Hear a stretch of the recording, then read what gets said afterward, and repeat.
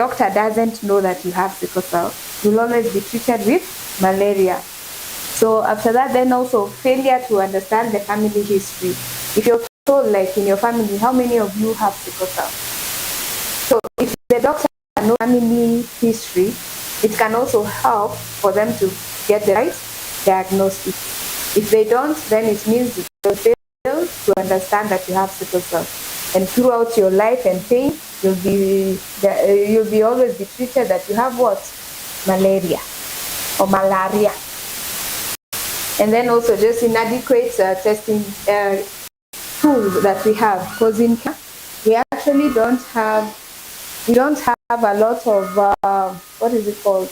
We don't have a lot of HB electrophoresis in all regional hospitals. So it becomes a very big challenge for us to be able to get the right test that we are taken through.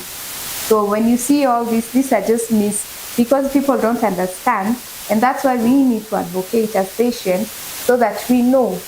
And am I being misdiagnosed right now, or am I being given the best diagnosis? So my next slide. Before we move. Yes. This diagnosis can also be adapted. Yeah. So what you have stated here is you have sickle cell, but the doctor thinks you have malaria. Yes. But you could actually have malaria, and the doctor thinks it is a normal sickle. It's also another myth. Yes, yes. Then, so you be treated for sickle cell, malaria is less than 100, then you have. It's true. Actually, when you have malaria and you have sickle cell, the two don't, can I say they don't marry? Because that is the worst time as a patient you can go through. Because malaria actually makes all our sickle cells come out very strongly, and then the body is really trying to fight, which the body can't fight. So you end up having a very, very intense battle that you're fighting. Again, if you don't get quick or you're not treated immediately, it ends up that you end up now starting to have issues with your organs. Yes. So when you start having issues with your organs, then we end up having diseases like stroke, kidney failure, issues with our eyes, issues with our heart, issues with diabetes, hypertension, and all that. So sickle cell is just a disease that, again, because of prolonged pain, it brings another disease altogether. That's why I always like the vision of NCD Alliance of Kenya that say, let's have a free NCD NCD free Kenya. So that's why it is important as people to know which what are you diagnosed with, and how should the diagnostics look like as a patient, not really just doctors, but you as a patient, so that you know, so that people don't come and say, this one looks like that is malaria, but they have not really, or they can just assume you have malaria, while the reality is actually you're going through a sickle cell pain episode. Now to the challenges. I cried. So I didn't finish my slides. This is something I wanted to discuss. So when it comes to challenges of diagnostics and also solutions, what are some of the challenges that we face as patients? Let's talk. I don't want to talk so much. Let's just talk and say the reality. What are usually the challenges that we face as patients when it comes to diagnostics? It's lack of adequate knowledge getting to people. That we find that the hospital, just the patient, to have more knowledge than the patient. Yeah, so it becomes hard for you even to be diagnosed. So that is a challenge, because now it comes back to us educating the healthcare practitioners, and how many of them are receptive when you tell them that I have sickle cell.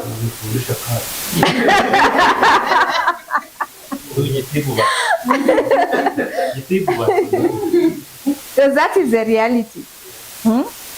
When you tell them, number one, because you yourself, you have taken care of yourself for many years. Then you tell them, I'm allergic to a certain painkiller. How many of them usually just accept that that is the reality? Or they'll tell you, if you knew this, why wouldn't you have treated yourself where?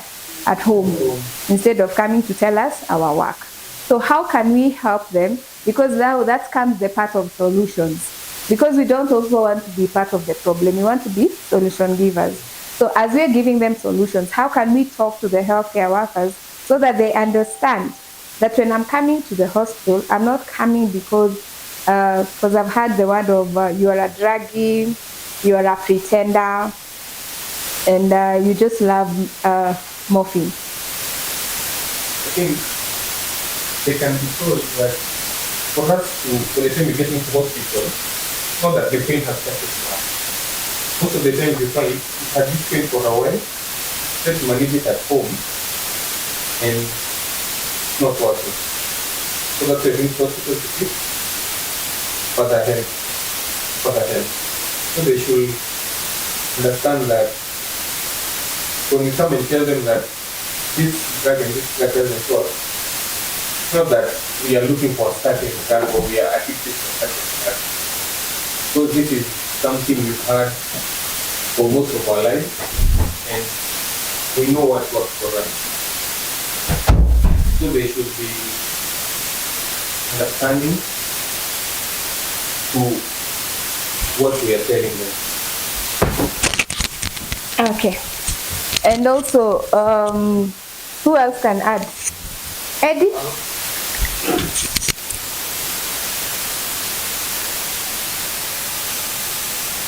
Eddie? Okay, now I'm assuming if you are living with or any other condition, the reason you have to explain to a doctor is maybe because this is not your regular doctor. Otherwise, if you're in a sickle cell clinic, there should be no issue.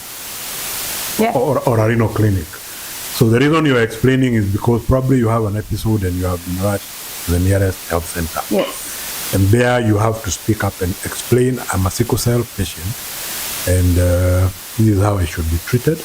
It would also help to add who is your doctor. Tell them I go to XYZ clinic and Dr. XYZ is my doctor.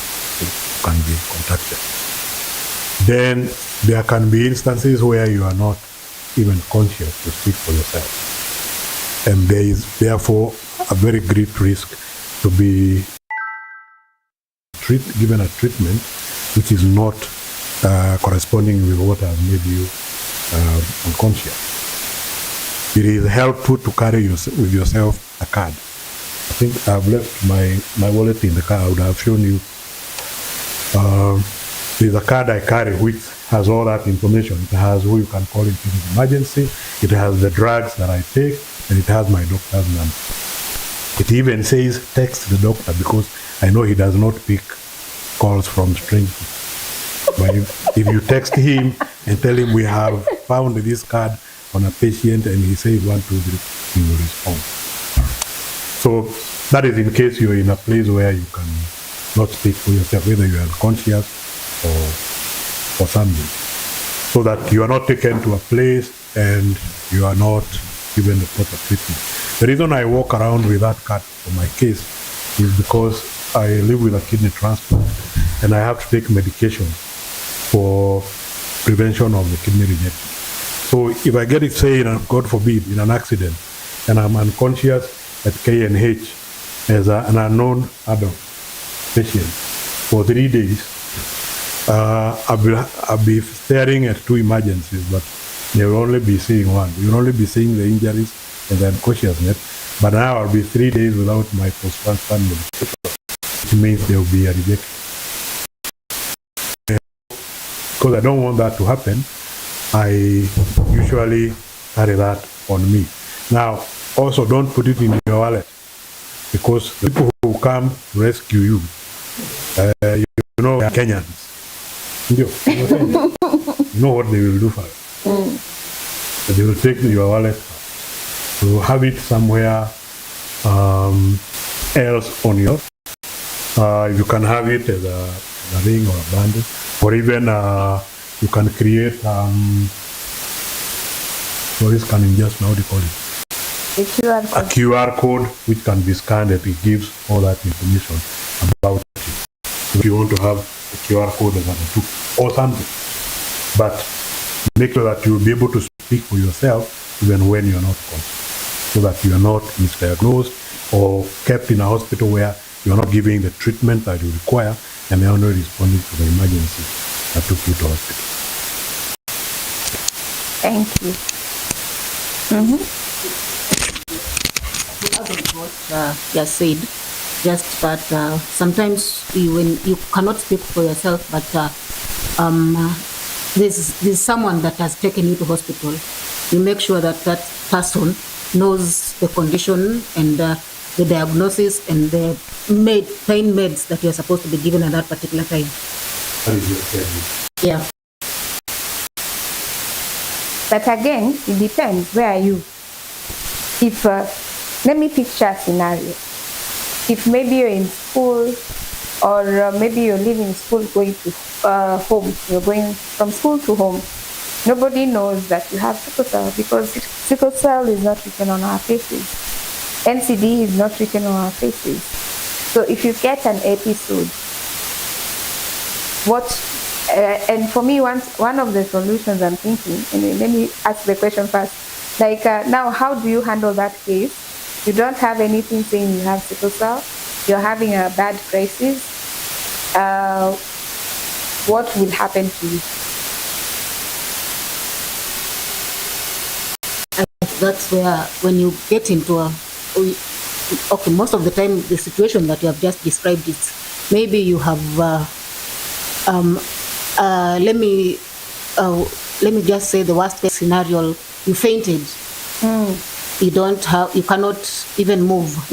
So it's just strangers helping you here right now. So I'm thinking they need to make you conscious first, so that at least when you get conscious, you try, even if you cannot speak, you try and elaborate what you're going through. Okay.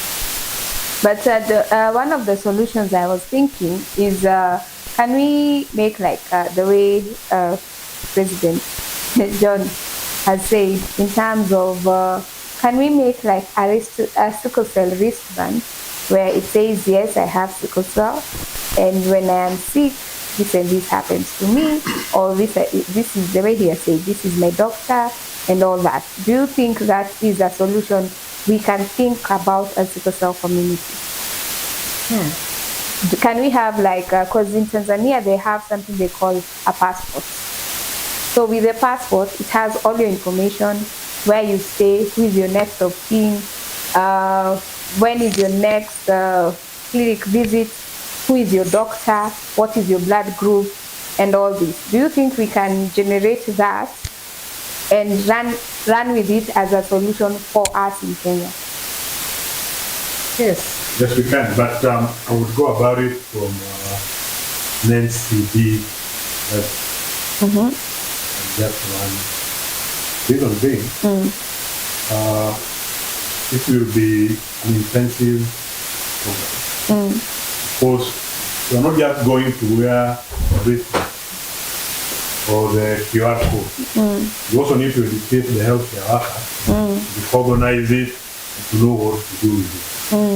So for that to happen, it will be a very huge task for one disease. So I would propose we tackle it NCD. So that now local nation, they are on it, diabetes, and it applies to all people. Okay. So that's a project you can take one way or the That's a good Part solution. of that, maybe we can have like a database whereby as much as you can have a QR code, but if it's scanned and it doesn't give you a link to anything, right? So we can have a database, and now from this database, it's like everyone's name is on it, and on that maybe your patient, your name, your next of kin, which hospital you go to for your checkup, name of your doctor, doctor's contact, blood group, and also like in an emergency, which meds, which painkillers, like sometimes you might be on the road, you get a crisis, so you need to go to the nearest health center, like which painkillers will work for you, such that all those details can be put in on that passport, and then also on the database. Then a QR code is generated whereby anyone can scan it, get your details, know, okay, this patient's name is Silas, he has sickle cell, he's from Nairobi, this is the next of kin, so let's call the next of kin. Maybe the next of kin is not available. Okay, we can see the doctor's details are here. Let's call the doctor. The doctor again is not available. Okay, so here we see this patient is in pain. So when the patient is in pain, the patient is given ABCD. Yeah. And for me, what I'm thinking also as a solution, the way Mr. Gikonyo, you have said, it can happen like that, but don't forget, it has to have, I always call it a 3D effect. So the 3D is the patient, the caregiver, and the healthcare providers. So this 3D of mine is where now all of us sit in a room, agree. It's like bringing again all the other stakeholders together, but the three have to agree. How can, because the faster you get the patient to the healthcare service, an emergency, to get help, it means the patient will be safe and they'll be saved immediately. So like, how do we make that system be faster and synchronized? Because I don't believe that now we're in 2024. In Kenya, when you go through emergency, you will go straight away. You'll have to wait because you have an NCD and it's not seen. The thing they see is, are you bleeding? Is your leg broken? I've said, if I tell you my story, too, there's a time I went to one of our beautiful referral hospitals. In the morning I was well, I had to go home. I didn't have to wait for the doctor. Reason being, I went in at 2 a.m. in the morning. Nobody saw me because I was in very deep crisis. They were just saying, sit here, we are coming. People who are coming with accidents, being cut with a knife, being cut with pangas and all that, gunshot wounds, they're the ones who are being served. By the time it was reaching 5, my pain had to obey. We had to go home. Because the cold was not helping, you're in crisis, you're sleeping in a bench, and no doctor was busy caring. Yes, you have all your doctor details, but is your doctor very influential when it comes to, yes, these people need emergency help so that we can save? Because for sickle cell, I usually feel like for sickle cell, it's a bit, we are not saying we are special, but sometimes if you don't get that emergency help that we need as patients, then it ends up bringing other complications, which include organ damage and other comorbidities, the way doctors call them. I've never understood why are they calling them comorbidities. Anyway, so other diseases, basically it's other diseases, because as a sickle cell patient, you can end up having stroke. As a sickle cell patient, you can end up having kidney issues. So you can imagine, like the scenario I gave you of our friend. He has sickle cell. As sickle cell patient, we're told we have to do what? Hydrate. As a kidney patient, he's told he's not supposed to hydrate. So you're getting, now how do you balance? Because if such a patient comes and maybe the way Judy said, they are fainted, and you don't know they're having kidney issues, and also they have sickle cell. So as a doctor, how do we How do you get that? Because for us, as patients, our safety is first, is key. And that's why we are marking this day.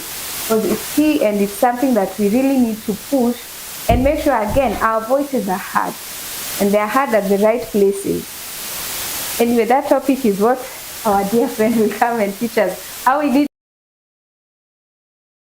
also policies are put in place so that we get, the way I'm saying, the 3D effect of every stakeholder coming on board and making sure that you're heard.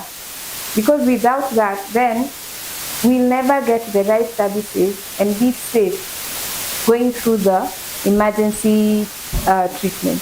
Because I believe when we have that emergency treatment, then we are saved a lot. We will never lose our organs and all that.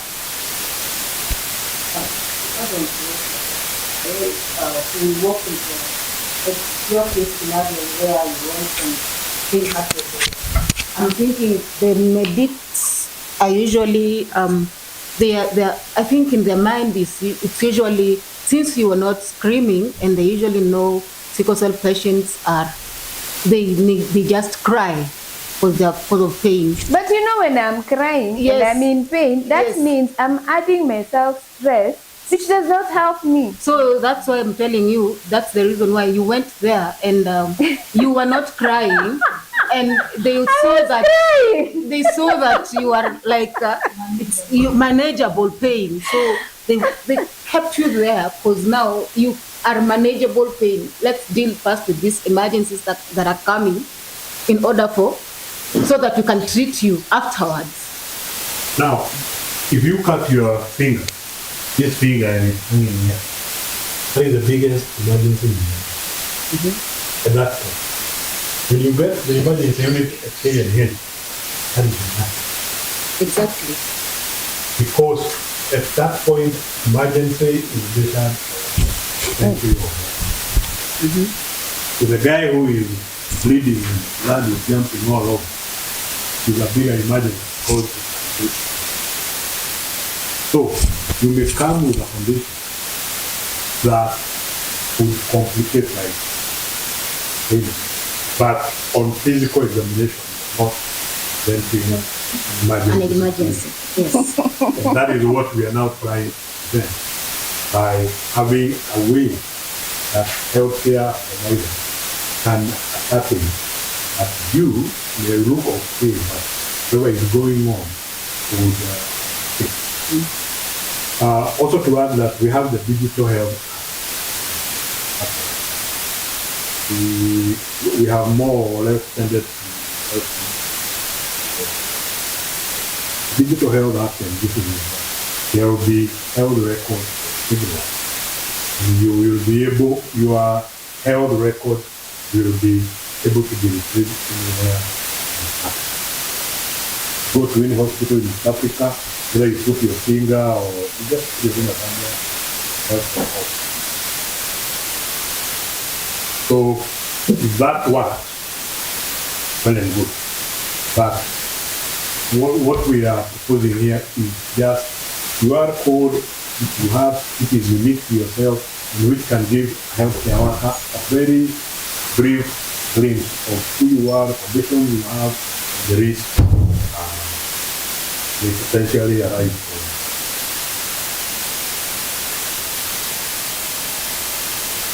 What you're referring to in terms of digitizing the information in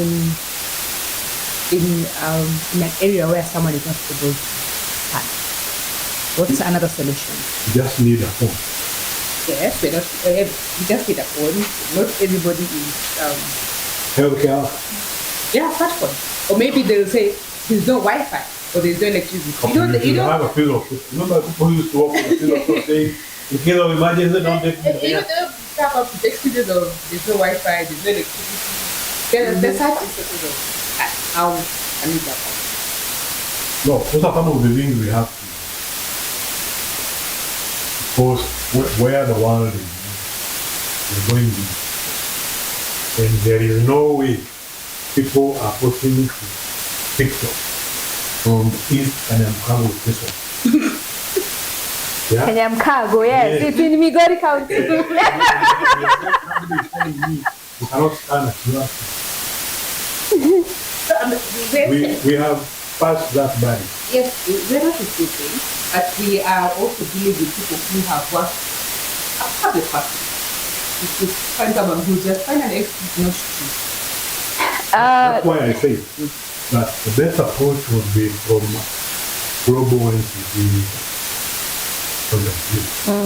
Because the task is not just getting, we need to go create this code, get the database, then educate all the scale health when you can reach physically, you can explain to them that so that the information goes. Also, don't forget that healthcare workers also you don't want to treat someone kind of disease. You are taking good for you. So they are so heavily invested in getting it right. They will make an effort to get on board and get a phone. We just need a phone with a camera. It may scan happen. Because it was scanning The Wi-Fi Wi-Fi password. Can be done. In Kasiti. That's my hometown.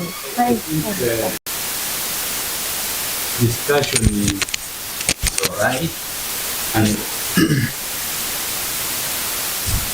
what I'm picking there is that the health workers need to be trained, to be told that this is what people of NCD are suffering from, because even if you cry even loud, the truth is that nobody will give you attention. Because I remember one time when I took my sister to Kenyatta Hospital, and she was terribly in pain and crying as early as 8 in the morning. Up to 5 is when she was attended to. But finally, she passed on. So we need just to have that information put on the QR code, and then let the health workers be informed to know what they have to look for when you go in with this kind of disease. Thank you. Thank you. Because also something, as much as yes, you're saying that actually the people who, the scenario and the question you ask media, it's true, because again, there are people who even stay past the island, like Mfangano Island. By the time you reach Mfangano, which is part of Homa Bay County, it's very far. And again, the healthcare workers who are there, and also the medical doctors, all the people went to a school. So the best place to target them for patient safety is the schools they go to. From universities where they are taught so that they are released to their communities, the clinicians, what are they called? The clinical officers, the nurses, the medical doctors, all of them. If all of them are now brought together, it means now they'll be able to learn and understand how to narrow everything down. I think my time is up. What time is it? Oh, how many times do I have? I finish in 10. Okay. So, yeah, so thank you again for your feedback. I think I'm finished now. Reason being, I think we have covered like all the areas. But what we will do, I think we'll go first with Mr. Gikonyo. So I'll introduce him, and then he takes over. So when he takes over, then we'll finish with Daktari. So finally we have a doctor in the house. Simpige makofi. We have a doctor in the house. So you're all safe. So yeah. You'll know. When he's teaching, you'll know what kind of doctor he is. So it's my pleasure and honor to invite the president of Renal Patients Association Society, and also the vice chair for NCD Alliance of Kenya, and the former chair of NCD Caucus patient-led organization. So we are happy for him to come and share and teach us exactly what is our right as patients, why our voices is important, and the reason why we are sitting in this boardroom. I wanted you to feel when you go to speak to the donors or whoever you're talking to, you have a right at the table. If you're negotiating how you needed to be treated as a patient and why your patient safety is very important, when you're sitting there, you know that you own that chair. So he needs to tell us how our voices and our stories are very important, and not only to become and be rubber stamping when people are opening projects, but we need to be where the decisions are being made. Sawa sawa. Aya, tumpigeni makofi.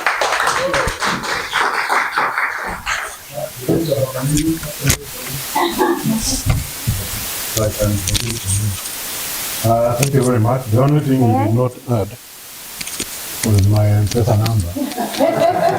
I don't know why you left that detail out, but I will share it. Oh yes, thank you. So, disclaimer: I am not an expert. I'm a kidney patient. Okay, I'm a kidney patient living with a transplant. I got a kidney transplant in 2015 after suffering kidney failure. So I'm a patient like all of you. I don't have like, yeah, I don't have, yeah. Sawa sawa. So mimi sio mtaalamu ati wa mambo ya gonjwa ama nini, but I have been in the space of patient advocacy since 2018. And that's where I've come to meet my friend Edward from Sickle Cell, from Stroke Association of Kenya. Our friend here, Eunice, from SCAT, and very many other organizations. And we met at the NCD Alliance of Kenya, which brings together now all the organizations which are fighting NCDs in the country towards the NCD Alliance of Kenya vision of an NCD-free Kenya. And I've been asked to speak to you about, said actually asked to come and speak about three things. One of them is patient safety, the other one is patient voice, and the third one will be the new health insurance arrangement that is coming up in the country. We have probably seen a bit of patient safety, but if I can just give a background, what is patient safety? Anyone?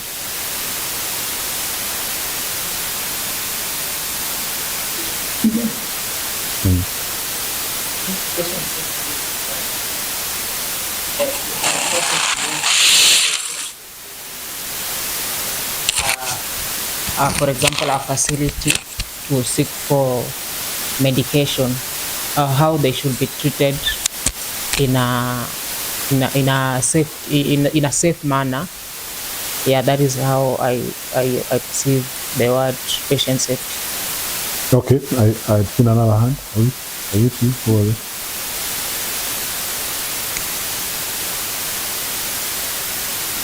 Patient safety. It's simply the prevention of adverse effects and errors in a healthcare setting. You realize when you go to a hospital, and there are so many of you, there's potential for a lot of things to go wrong in that process. And I'm sure you have all heard horror stories. I think the most horrendous was the one where they did the head surgery for the wrong people. That was sobering. You are like, but why did that happen? First of all, that it was alleged that patient answered to the wrong name. When they called out, he said, "Yeah, I'm here," so was doing that. So if you're in hospital and you're waiting for a procedure, please confirm your name. You should confirm, make sure. Did you call? My name is John. Did you call John? You call you? Take there. Hospital number.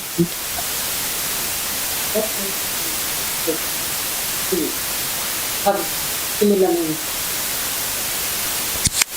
For example, where I am, there's an instance where there's minor karanja. So like 3 of them are called the same name. Yes. So you need to go like for the third name so that at least you know which minor karanja we're talking about. Yes, but if you're in the same hospital, you have different numbers. You may have similar names, but you have different numbers. And minor karanja is not a problem. There are places where you have people called Mohammed and Patel. Do you know how many millions of Patels there are? There is more than 1 billion Patels. So in a hospital, you will find, and they live in the same zone. So you will find a hospital where everybody is a Patel, from the doctor to the cleaner. So verification, yeah, show your documents, show your ID, show your everything, so that you are sure that it is the right person who is being treated, and you don't have that confusion of name. And confusion of names is just one way of being given the wrong treatment, which does not belong to you. Now, the World Patient Safety Day came as a result of a resolution by the World Health Assembly in 2019. That was resolution number 6 of Assembly number 72. It was in 2019, and came out of the recognition for the need to start engagements that would make sure that patients are safe. And I will give you some of the facts here that the occurrence of adverse events due to unsafe care is likely one of the 10 leading causes of death and disability in the world. So it's a big crisis. And usually people think it's only in Africa or Kenya where these things happen. It's a worldwide problem, because it is very, very easy to confuse things and give someone the wrong treatment. Now, each year, about 134 million adverse events occur in hospitals in low and middle income countries. Hii mnakuwa gani? Low mid. Ai. Hapana. Mulipanda. Middle. We are middle. Which is good and bad. It is good because it means mumeendelea kidogo. It is bad because there is a lot of UN related assistance that you cannot receive because you are not low. But si afadhali mtu akulie mahali yake. You don't want to remain low so that you can receive donations. Hata tupande, hata tuwezekana tufike high. When you attend some of the international conferences, including online, and people from Nigeria, Cameroon, wherever, and I remember I was complaining that in Kenya we only have 2 sessions of dialysis, and the national recommendation is 3 sessions. Nigerians were screaming, "You are complaining that you have 2 sessions. We don't have." We don't know what you're talking about. We would wish to get where you are. So Kenya tunakuanga mbele kiasi fulani, so it's good to be in the middle, and God willing, go to the highest level possible. So 134 million adverse events occur in hospitals, and these result in 2.6 million deaths. So it's a big crisis. It's unacceptable, and globally, as many as 4 in 10 patients are harmed in primary and outpatient healthcare and up to 80% of harm is preventable. Again, that's why we need this campaign, because most of the things, 80% of the things that cause harm in the healthcare setting can be prevented. So we need to invest in reducing patient harm, which will lead to significant financial saving and, more importantly, better patient outcomes. And an example of prevention is engaging patients, and if done well, it can reduce burden harm by up to 15%. Just engaging patients, letting the patient know what procedure we are going to do, how it will look like, and what it will do to you. Unfortunately, and I'm very sad to say this, a lot of patients, including from my organization, patient, somebody has done dialysis even for 5 years, but they are spectators. Wanaendaga tu hapo, analala, hajui ni nini yaendelea. You should be curious, you should ask. It reminds me when I was in primary school, and I would wake up in the morning and preparing to go to school, then my mother would wake up and say, "Hey, Wendy," I'm like, I'm told, remove the uniform, and the next thing I know, we are in Kanyanyaina dispensary, and she's telling a story which I am completely a stranger. Ati silali, sikuli, na kuhoa. Me ambe wana, mimi. Ati nina joto usiku. I have no idea. That time I was a child. I cannot afford to be like that now, because I know I'm living with a condition. So it is up to me to educate myself about that condition. And that works now to the patient voice that we shall talk about below here. Just a question. I would say, in our national government hospital, Kenyatta, when you go there and they find you reading that file, it is your file, and they find you reading that file, and they ask you, "Mbona unasoma hiyo file? Kwa nini?" What will you answer? Because that question I've been asked so many times. Okay. Because I need to know what is going on with myself. And the doctor wrote some notes the previous time, and he did not even explain to me what he's writing down. So when I come back the next visit, I want to know what he wrote down. Then they ask me, "Mbona unasoma hiyo file?"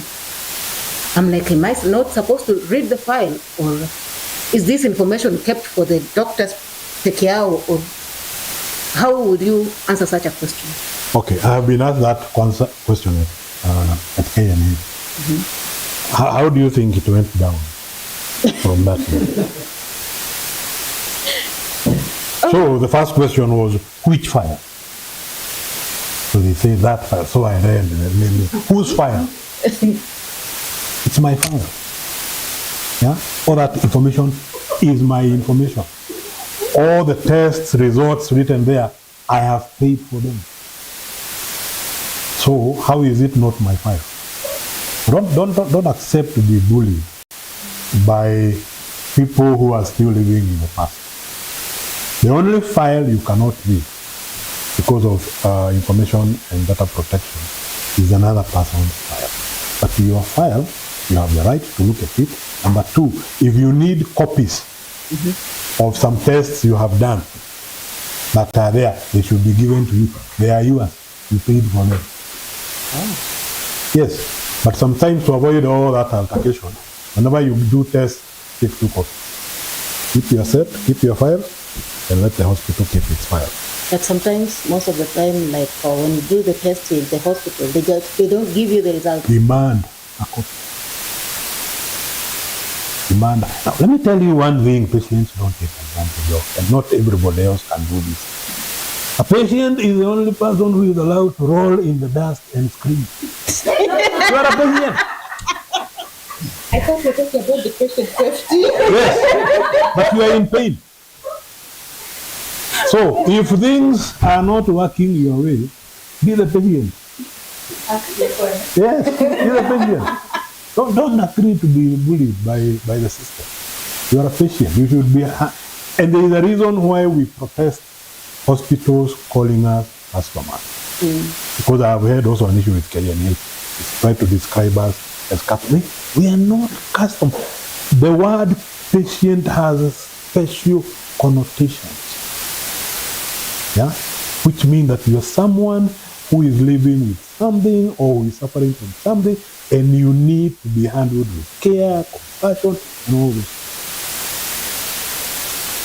You are not like mtu wa ndugu mwenye ameleta kitu amedeliver hapo anangojea majibu. No, you are a patient. So don't allow to be bullied by the system. And you should work with your healthcare provider for patient engagement and patient involvement. You will find that most of your support groups that we have now, most of them start in the hospital. Yeah, in the clinics where you go for care.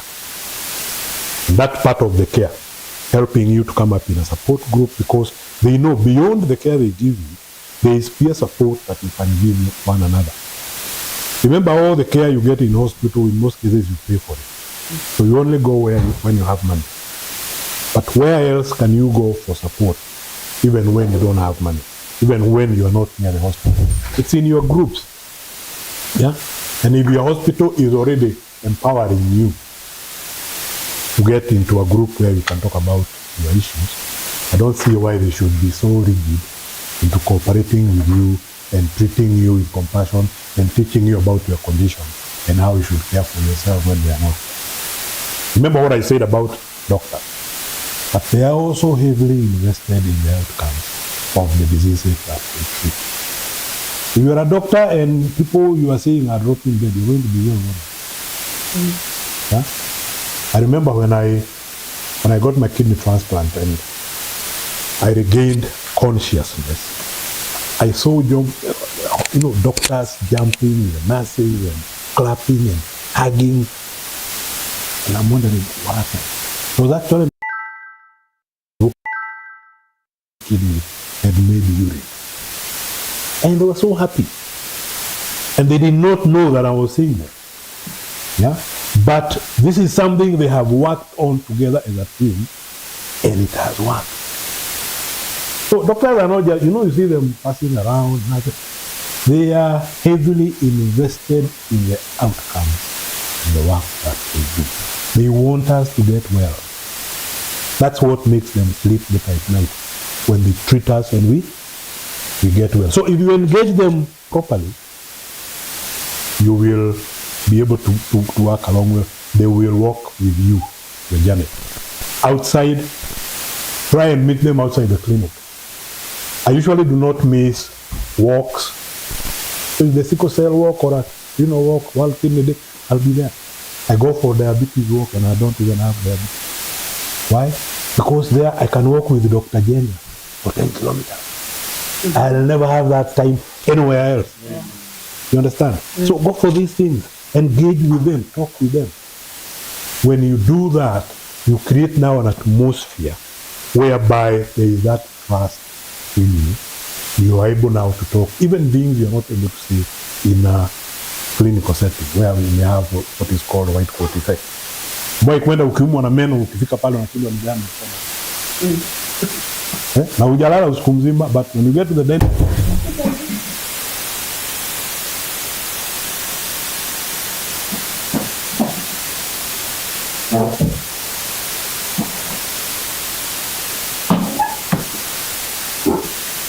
karibuni sana.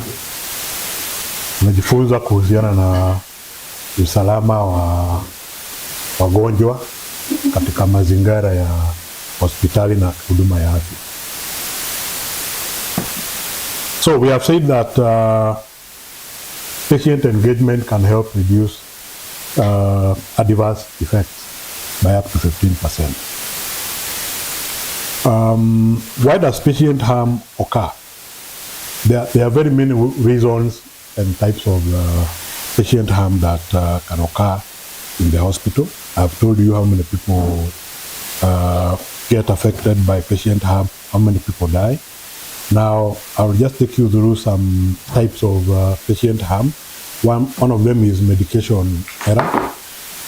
Medication error, which is the leading cause of injury and avoidable harm in healthcare sector. Globally, the cost associated with medication errors has been estimated as $42 billion annually. Hasara ile inatokana na mtu kupewa ile dawa ambayo sio ile alistahili. Then we have what is called healthcare associated infection. You all know the healthcare infections, the ones you are likely to get if you are admitted to hospital for a very long time. The ones that make them say children below 12 years cannot use it at home, so there is likelihood of taking something. There are instances where you will be admitted for one problem, then you will go and pick something else in hospital. So that is a form of patient harm. Unsafe surgical care procedure, I think that one we have talked about. The case of the person who got the wrong surgery of the head, and he was not the patient who was supposed to get that. Then we have unsafe injection practices where you are given the wrong injection or it's not done properly. And then there is diagnostic errors, which now causes the theme of this year's World Patient Safety Day, where there is misdiagnosis of the condition that you are living with. And like I was explaining when Eunice was talking, you can be, if you are living with a condition like we do, there are two forms of misdiagnosis that can happen.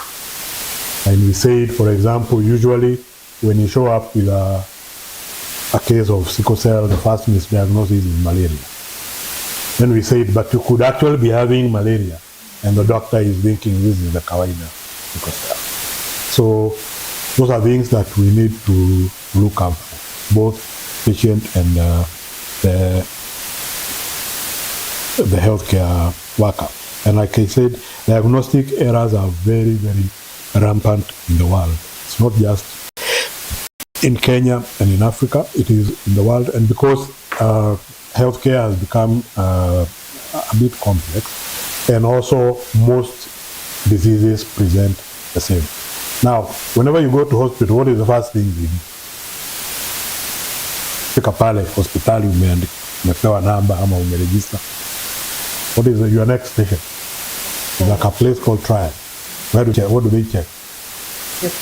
Pressure, temperature, height, oxygen. Now, almost any disease will cause your temperature to rise. If you're fighting an infection, the temperature is going to be high. Yeah? It may affect your BP. Sometimes they even go forward and take your blood sugar and urinalysis. There are very, very many diseases that present around. Now, there's a saying that says that if all you have is a hammer, every problem looks like a what? Huh? Like a nail. If all you have is a hammer, you're holding a hammer, kila kitu. You see a noisemaker there, you want to hammer that. You want to hammer it. So, the same with doctors. And I'll give you an example of, a living example of myself. I attend a renal clinic. And every time I have a problem, that is where I inform. Because my first concern for my health is about my transplanted kidney.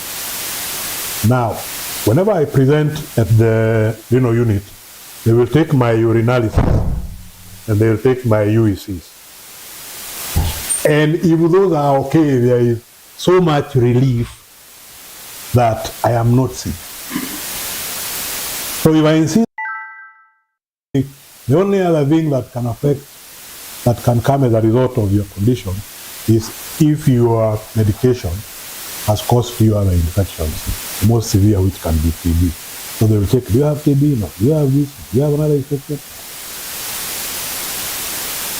If they find that their kidney is fine and I do not have any opportunistic infection, they are relaxed. You get? They are relaxed.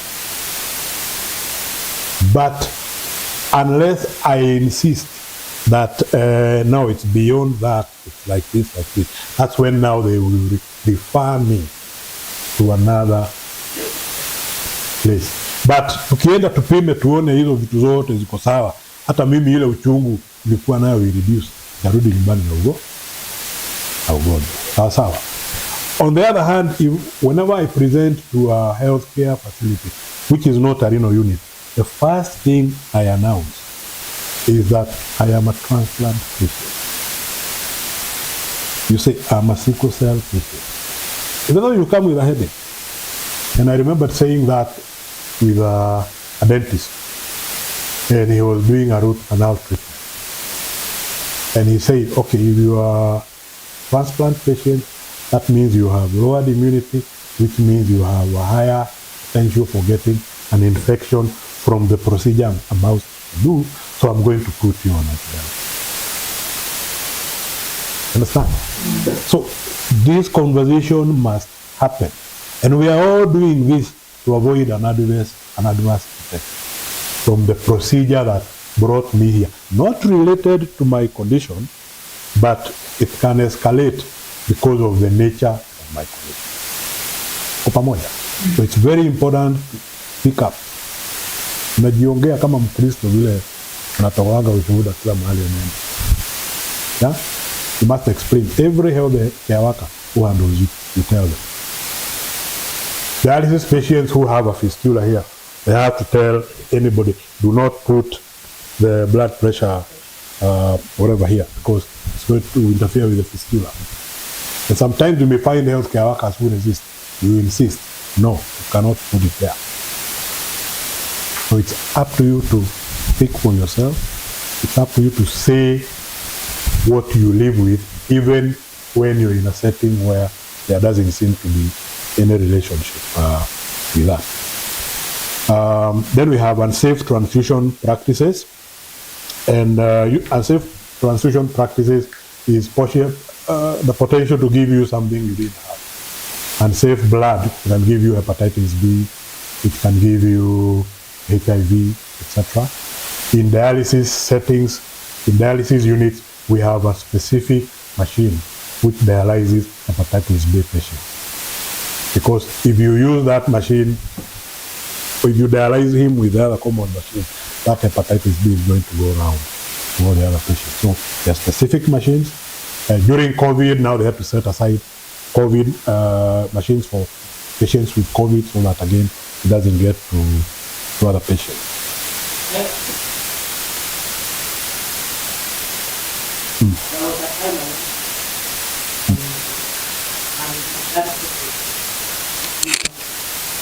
But they insisted that they want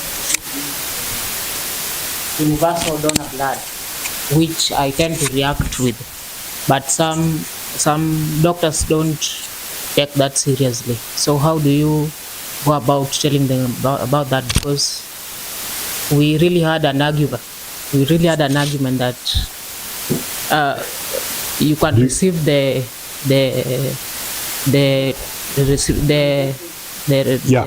So you're saying you react to that? Yeah, I react to that. Do you have a doctor who knows that?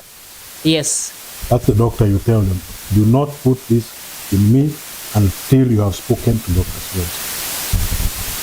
Or you call him yourself.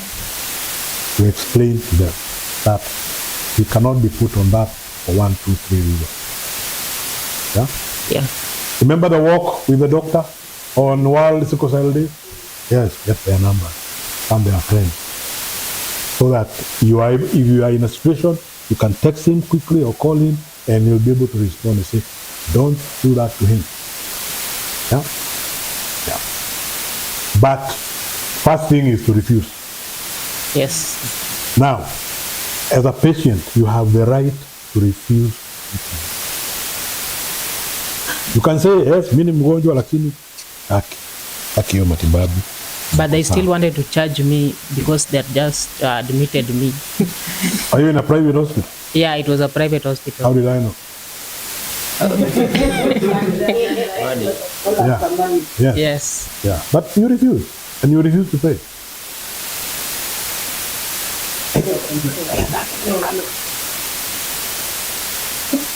You can't do nothing. Unakataa.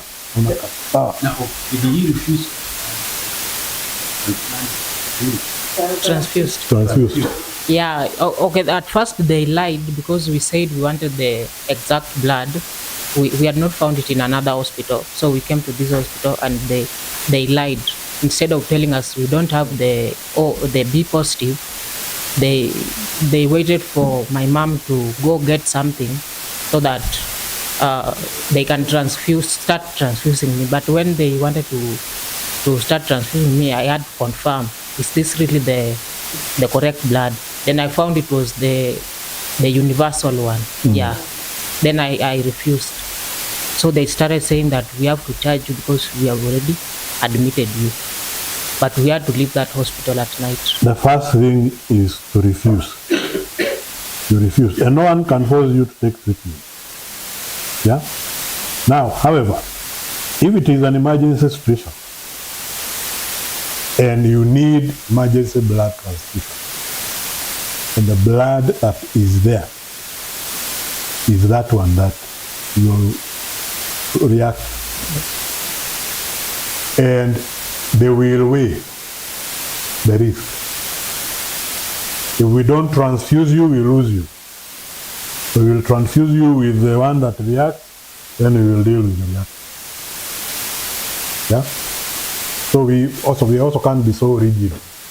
We don't do this, you can't do it. No. If it's an emergency situation and you must have that blood, probably you won't even be in that conversation if it is an emergency. Then there is always the balance. Because not all medical procedures or treatments are safe. The medication I take for lowering my immunity are also harmful to the kidney. Yeah? They lower my immunity, so I'm likely to get other diseases. But now we balance. You must strike a balance that we can make some good and it will sustain his kidney, and then we keep it at a level whereby it is not too high to reject the kidney and not too low to allow other infections to come in. Yes. So you see him every 3 months and you look at it and adjust accordingly. So sometimes, healthcare workers have to make those decisions on our behalf because they are looking for the best outcome. Okay? So we have the right to refuse treatment and we should reject anything we think is unsafe, but also do not block treatment by being too rigid and saying mapambano in hospital. No.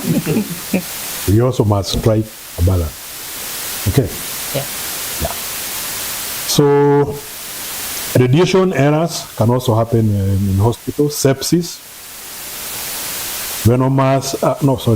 venous thromboembolism or blood clots. And I'm just giving you examples of things that can happen in a hospital. But patient safety or patient harm is not only in hospital, it's not just related to the medical practices.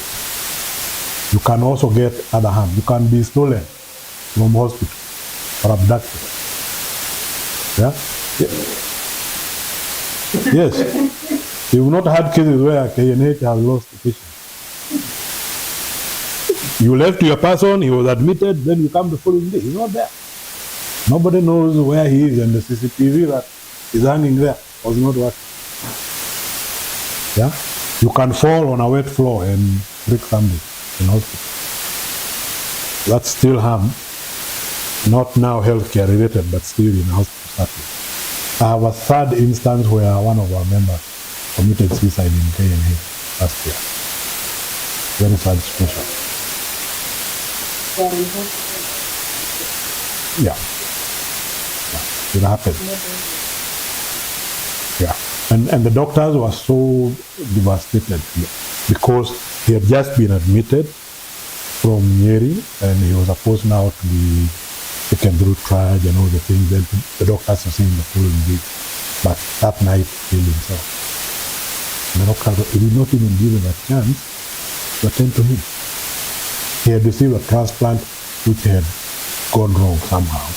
So he had now come to KNH for correction surgery. He didn't wait for it. Yeah. So these things happen.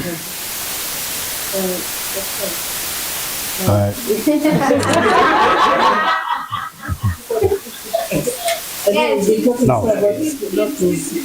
No, Okay. I will tell you a story about Okay. coming late. Daktari ama mwalimu. Now he mentioned a very important case like the blood, reacting. Because these are cases where anytime, most likely if they get admitted, there's instance of transfusion. How do they handle like that reaction to the blood? First of all, it shouldn't happen because every time I am admitted to hospital, I am asked questions to the effect, do I react to anything? Do you react to any medication or treatment? So if I am asked and I have said I react adversely to universal blood, then that should be on record. And the reason I asked whether it was a private hospital is because when somebody is insisting on a procedure that they have been told should not be happening, might have adverse effects, might cause harm, then there are other considerations at play, usually commercial. Yeah? So it shouldn't happen. If a patient has said, I react adversely to this, don't do it. Before you came, you were saying we should be walking around with cards or banners, wrist banners, which say, I am this kind of a patient, I am on this medication, I am react adversely, 1, 2, 3, 4. Or in the name of preventing being given the wrong treatment. So in the first instance, it shouldn't happen. If it's an emergency situation, like I said, and it's the only blood, and they are aware that adverse reaction will happen, they cannot proceed unless they have decided how they will deal with it. I think that's because there's a time my daughter reacted for transfusion and they had to stop. But they didn't know. Probably that's the first time it happened. Yeah. Because you would not have allowed it. And if you knew your daughter reacts to this blood, you would have been there making sure it's not the one. Like he said, he knew he reacts to universal blood. So he said, don't give it to me. But there's always the first time that it happens, and that's when it is known, oops, couldn't give me. I want to move quickly, and I think I have covered most of the things to do with patient safety. There is also patient safety at home. Yeah. First harm you can bring to yourself is to deciding leo sikunywi madawa tumekunywa miaka mingi hata haidiki. Over the counter medication, drugs that you have not been prescribed. Your uncle from Narok who came with a concussion, alisikia wewe huo unasumbuliwa na sickle cell, amekuja na vibuyu viwili vya dawa.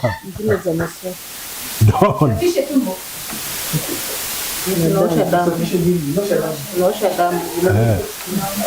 Naosha tumbo.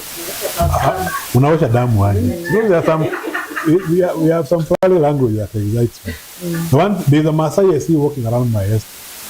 And what worries me is not even the concussion. Is that he only has 1 cup. 1 cup. Yep. Not to taste. He sells you. Akona risk. Usually he amused me at dawa zimepanda.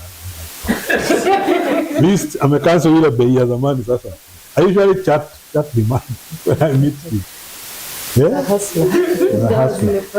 Yeah, dawa zimepanda. Na kikombe ni mo na hana maji. Wewe ukilipa unawekea. Watu wanakunywa. I was sitting in a bus. Those of you who go to KNH buses always have snake oil merchants who come to sell you things. So there was this guy who was selling like a bottle like this, which is a cure for all. Cure for everything. 2 drops in your tea, kama ni mtoto, 1 drop. So the guy who was sitting next to me, he bought. Then I think he forgot the dosage for the child. So he said, Daktari, I wanted to punch him in the nose. I told him, excuse me, this is a hooker. Not a doctor. was like, oh, you know, he has a white coat and everything. So he called him and he asked him, "Atumesema mtoto ni ngapi?" I told him, please, don't do experiments from hawkers with your children. And the only reason I'm speaking up is because there's a child involved. Don't kill your children. Wewe ende ukunywe. Ukitaka drop kumi, mtoto wachana wewe. Yeah? So don't take things. Usually the people who come with these concoctions are well-meaning. Yeah? Amesikia uligonjeka, ameambiwa hiyo inatibu, they will bring it to you. These things will do more harm than good. So what would you how would you tell someone that this what you have brought, I won't keep it in a polite way, because they've carried that bottle of that concoction from all the way from Uganda and brought to you and tell you that okay. You know, just thank you very much. Akitoka or sink. Simple. Because Wewe unakubali tu. let's not sugarcoat. I think I've reached a point where we should stop sugarcoating these things. Yeah. You know, Okay, let me demonstrate. Where is the cigarette? You will notice that I have not drunk her juice. Who had noticed? I didn't drink the juice. The reason I did not take the juice because it is uncooked. So it's homemade juice, it's mixture of things, yeah? It is uncooked. Now, I'm not allowed to take uncooked things because of my lowered immunity. Yeah. Now, I may not be able to explain that to everyone. So sometimes I may seem rude and everything. But if it's somebody I can talk one-to-one, I can talk, thank you very much, I cannot take this because it's uncooked and it may have things that cannot affect other people, but in my instance, you just don't take. yeah. Rahisi. People too. But it is up to you to know the things that can bring you harm. Which now introduces It's a choice. yeah, it's a choice. You say weka hapo nakunywa. Yeah. Sio saa hizi. Madawa nakunywaga jioni. Yeah. And what are you doing now? You're speaking for yourself. So we are now on the subject of patient voice. Now, speaking of patient voice in relation to preventing harm, it is up to you to speak up. And he has given a very good example. Something is going down, you know it's going to harm you, you say, hello? No. You cannot do that. If a procedure feels painful, yeah? Painful than you are expecting. Hata kuna wakati suru unadungwa sindano. Kuna sindano unaweza ndungu usikie ai hawakanya hawe. You will say no. That's not normal. So it's up to you to speak up. And like I said, you have the right to refuse treatment. For whatever reason. You can say, yes, I have cancer, but I'm not going to do chemotherapy. I've decided I will not do that procedure. I have kidney failure, but dialysis, ifanye. Yeah. But that does not mean that you care. When you refuse treatment, you should still receive palliative care. Care to make you as comfortable as possible to live with your condition until your time comes. So you should not be abandoned. Ati wewe umesema utaki toka hapo. No. You should now be put on palliative as comfortable as possible. Like I said earlier, be alert. Whenever you are in a hospital setting, don't respond to somebody else's name. Compare your documents. I have seen at KNH, I don't know how many of you have been, Pharmacy 40. Pharmacy 40, what is the procedure for treatment? For getting madawa? Unaenda, kwanza mnaweka nini kwa kabox pamoja hapo. Hata ile pharmacy nyingine 15 ile iko pale kwa entrance. Mnaweka makaratasi yenu hapo. Alafu mnaitwa watu watatu. Mnapewa hivi. Nishaitoa nini? Prescription sio yangu. So I'm reading. No, this is not mine. I said, leta hiyo. Nani anaita huyu? then they get the person who has 9. So those confusions are likely to happen. So if you are not alert, if you are not careful, I've even bought drugs and I didn't get all of them because I didn't check to confirm ya kwamba zote ziko. So be alert, confirm again with every procedure, every treatment that you're being given. Make sure the file is yours. That is why you should read it. Yeah. So be alert. And it is very difficult to speak up for yourself, especially on policy matters, alone. And even as a patient group, it becomes a bit difficult to speak up now as Renal Patient Society. And we want to speak about dialysis and transplant and the drugs.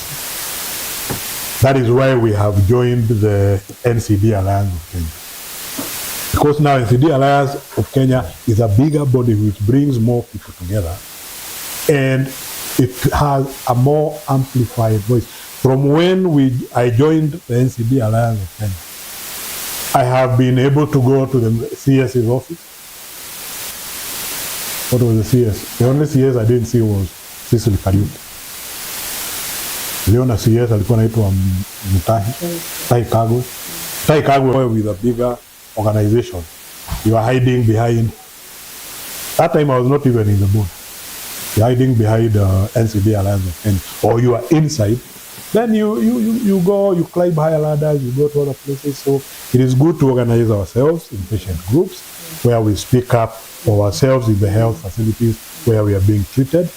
And from there, we joined other organizations, both local, national, international, so that we can work together with other patients, get to know other forms of treatment and management of our condition that we may not do, for example, and also be able to give feedback to the people who take care for us. We tell them what is working, what is not working, what we want, and what we don't want.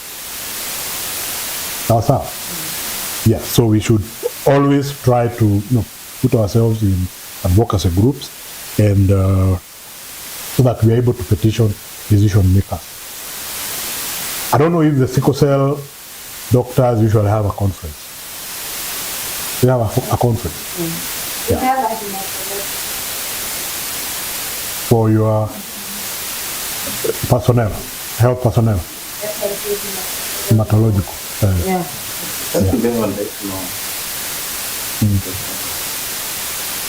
Yeah, so those are some of the forums you should make sure that you're presenting. For kidney, we have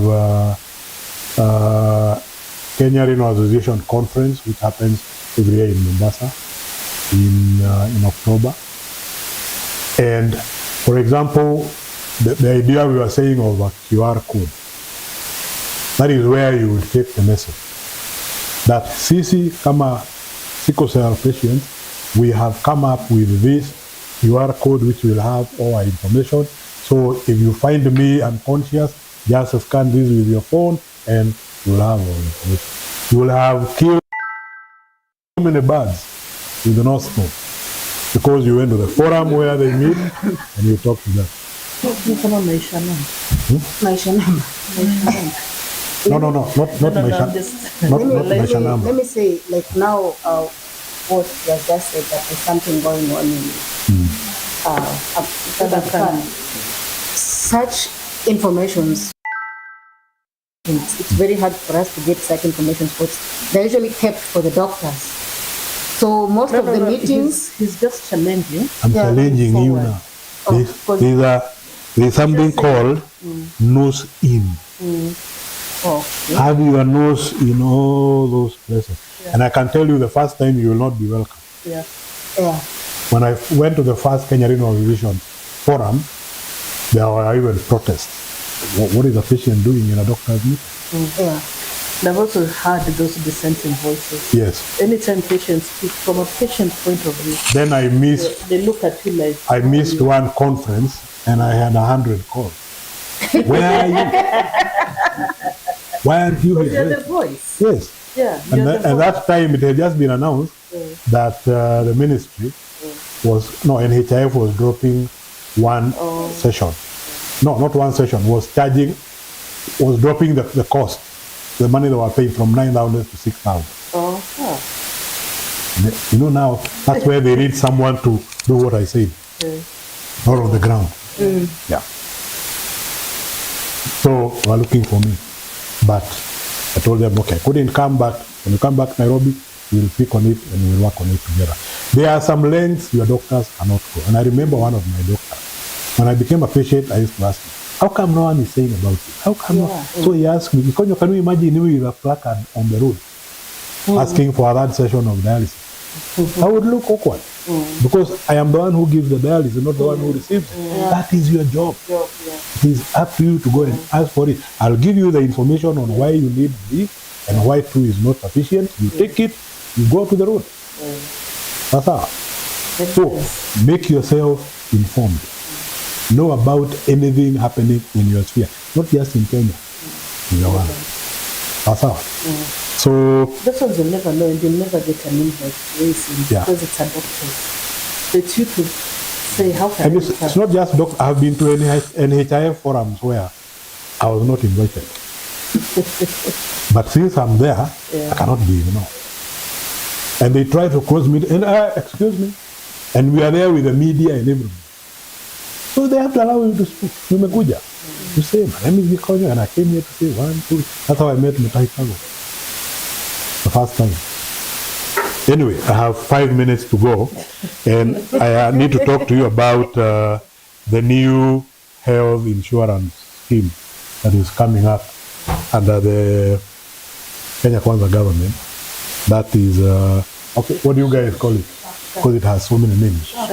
Chief. Okay. Let's start from the beginning. There's something called beta. What is beta? Beta. You see what you did? Okay, now if you look throughout this country and look for one person who voted Boruto. Huwezi pata ama upate mtu ayudi kana sio mimi. But wewe uliniona. So beta is remember a party comes with a manifesto. So beta was the Kenya Kwanza manifesto. It's called Bottom Up Transformation Agenda. Bottom Up Economic Transformation Agenda. Bita. Hiyo ndio ile inatumika kufanya ile mikakati yote inafanywa na serikali ya UDA. Katika hiyo bottom up, hiyo bita kuna affordable housing ile mnaitajaga wasii 1.9. Kuna food security ile tunatoa alaiza ya mali ya food. Kuna UHC, Universal Health Coverage. It's in there. And now I'm at UHC. Now, UHC will be realized through some changes that were done last year, where we got the Digital Health Act, which I talked about earlier. Then we had the Social Health Insurance Fund Act. And then we had Facility Improvement Fund Act. And I think, if I'm not wrong, Primary Healthcare Act. So those 3 acts are the ones that the government hopes to use to propel UHC agenda. If you take now one, SHIFA, Social Health Insurance Fund Act, ikatupea kitu inaitwa Social Health Authority. Ile zama mnaita SHA. Hiyo SHA ndio imereplace NHIF as we know it. Ndani ya SHA kuna SHIF, Social Health Insurance Fund, kuna Primary Healthcare Fund, na kuna Emergency, Chronic and Critical Illness Fund. Fund gapi? So NHIF now has been expanded to 3 funds. Those 3 funds, chief wewe ndio utalipa kila mwezi. The other 2, PHC Fund and ECCIF, unalipwa na nani? Na serikali. Unalipwa na serikali.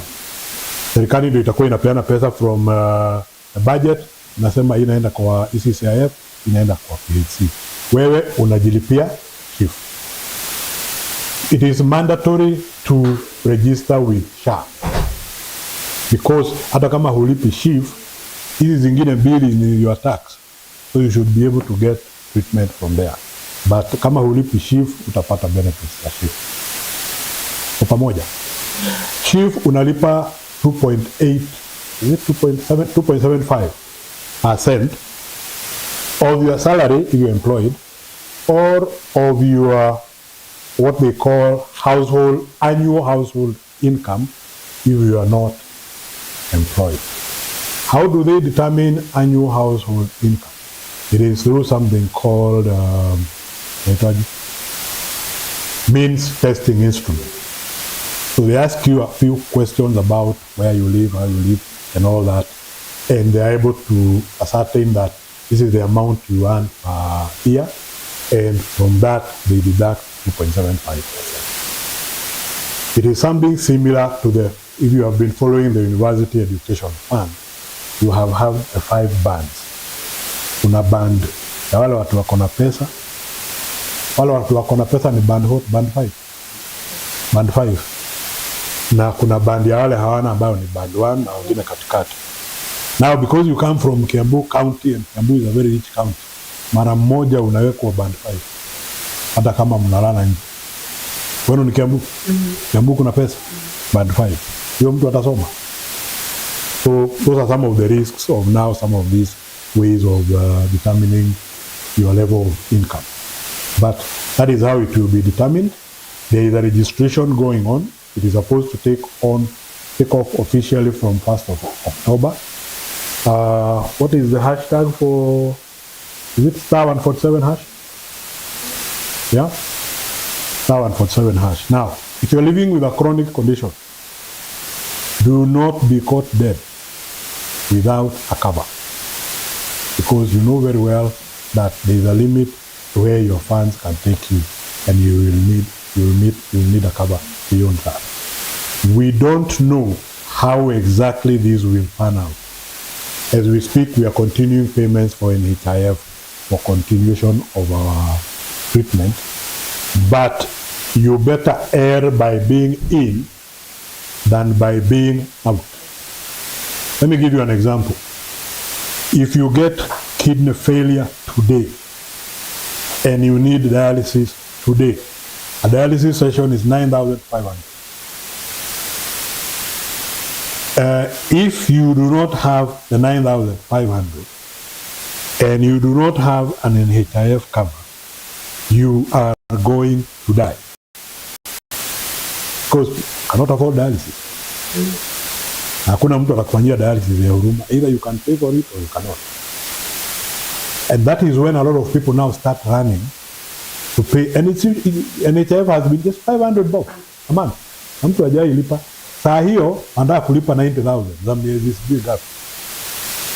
But hata ukilipa you have to wait for 3 months for it to mature. So it is always better to err on the side of caution. Register with SHA. Hata kama hutalipa, kwanza register. Ukue huko ndani.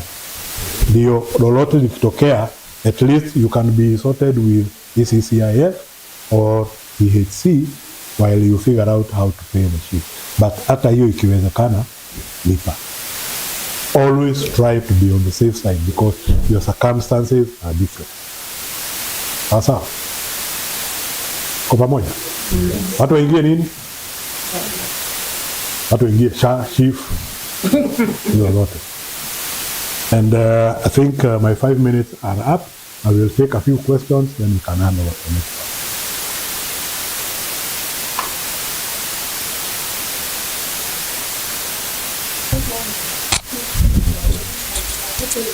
Ama tutalipa tu moja. Mambo ya double imeisha. Okay, let me explain. If you are self-employed, once they determine your 2.5%, you will not pay it monthly like before. You will pay it once for the whole year. Yeah. So if you are assessed for 1,000 shillings a month, you will be asked to pay 12,000 at once. When I registered, they asked me to pay 20,000. I've never gone back to that section. That you yeah. Now, then the next question you ask is, what if I don't have the 12,000? They are going to introduce what is called insurance premium financing. Watakuambia enda kwa huyu anakukopesha pesa, atakulipia hizo 12, wewe ukiwa ukimlipa kwa mwezi. So I've not yet seen any of those, but that is in the act. And I would invite all of you to read the chief documents. Read the SHA Act, then read the SHA regulations, then read the benefits package. Document that, and they are online, so that you understand all those things and you know where to put yourself. Have I answered your question? Yes, you have. Good. Another question?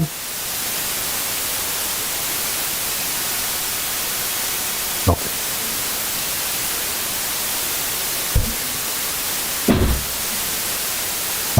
Now I can look for some water to drink.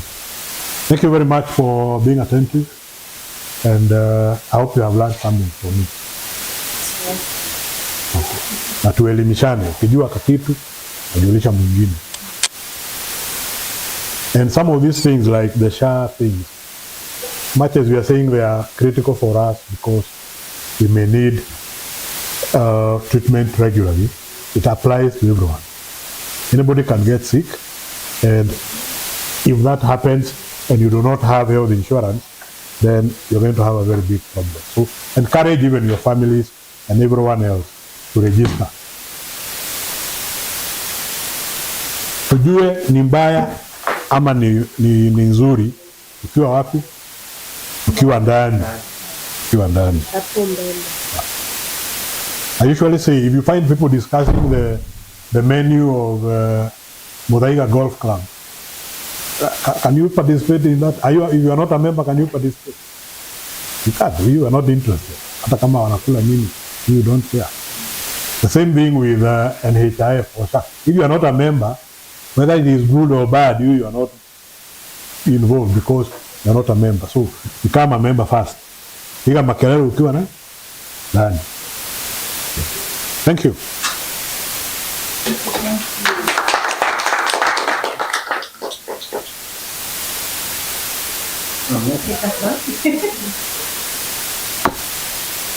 So, Mr. Kikoni, I know we've met before, but you don't remember. I can remember very much. I can remember very well. And Edwin along, I'm a pathologist. Many times we get pathologists who think of, and I'm actually just and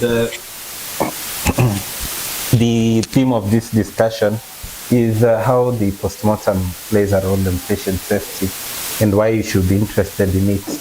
Are you seeing bodies? You will see some bodies. Unfortunately, you have to see something. But I'm assuming that you're here because parental guidance is advised. Don't know if there are any parents in the room. As long as the baby is still asleep. The bodies are still. But anyway, what I'll do is I'll try and give some positive stories. So the reason I'm here, I perform autopsies for the purpose of disease surveillance. So my colleague Dr. Odwar is always on the media because someone has been shot and that. But mine is always to understand specific diseases. So why are people suffering from this and that? And then the overall question we want to answer, how can we save similar lives? So we look at it as this individual who has died has donated their bodies to science. And why have they donated their body to science? To actually save lives. And we have several examples. So the good example I have here is on a disease process called immune deficiency, primary. What does it mean to have primary immune deficiency? We call you Daktari from now on. Few people are calling you Daktari. You want to weigh in on that term? Immune deficiency. Yes. Is where your immunity is not at the optimum. Right. Not where it's not exact, and you've alluded to it. Yes. Now, mine is drug induced. I take drugs lower That is, does not fight organ requirement, kidney requirement. Because that is what the immunity does. Exactly. Fights foreign objects. Right. And now the story here is about individuals who are actually born with a failure of their body to develop an immune response. And so one day what was happening, I was in the autopsy room where I used to work, that is KNH, the postmortem room. And you said you do not want to see some things. I'll try to shade them out. So in this period of time, I was particularly interested in why children die. And children, these are deaths of under 5s. And we had a study where we were performing postmortems for that purpose. We did quite a number of postmortems. And there are certain cases that I came across. So this case was an infant. So this lady has a 4-month-old infant admitted. They've been referred from far. I think they had come in from Garissa, then moved into Muranga, then found themselves in KNH. The child unfortunately died and had a severe infection. We all know that children die of infections a lot, right? But what was unique about this case is that this lady had lost 2 other pregnancies, other children before. So this was a third child, no living child, dead at 4 months. And of course the first one died, then the second, of course, akasema ni ya Mungu, si ndio? Second child died. What did they now start saying? Yes. Unfortunately, they said that. And it was so that she was actually thrown out of where she used to stay and left the in-laws. But the husband was good and stuck by her side, which is very rare, isn't it?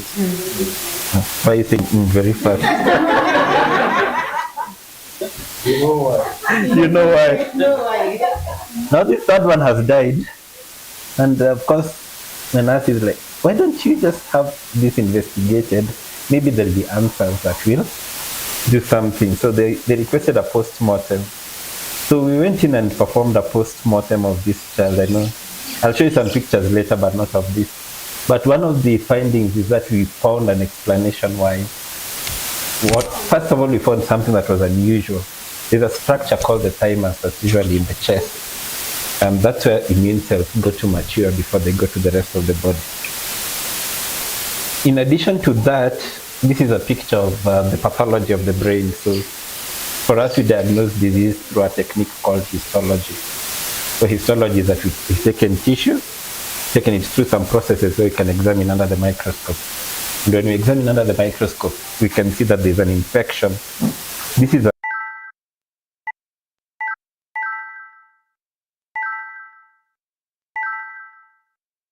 was fungi. So for that to occur, there has to be something. So we saw the fungus, we tested for other infections, we found many infections in this child that we should not be seeing. So we had a question, is this an immune deficiency?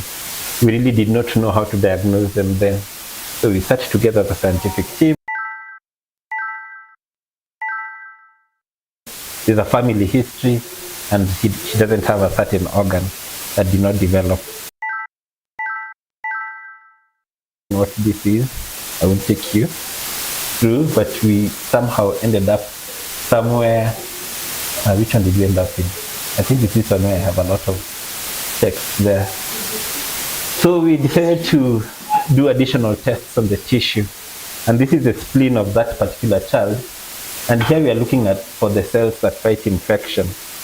And the cells that fight infection, the so-called T lymphocytes, were not there. And it is a comparison of the spleen of a child who had died from a road accident of the same age, acting as a control. So we established that this child does not have the cells required to launch an immune response. We sat together, came up, and we decided the actual diagnosis. Anyway, the story for this couple ended up having an interesting twist, because we realized that this is a genetic disease based on the presentation. We didn't do genetic tests, but we could look at the patterns, and we realized that one of the parents is probably carrying this gene. We could see that the parent, who, based on the physical characteristics, was carrying the gene was the father. What did you say?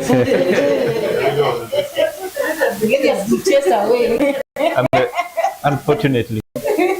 So we wrote this report and we said, you're a good couple.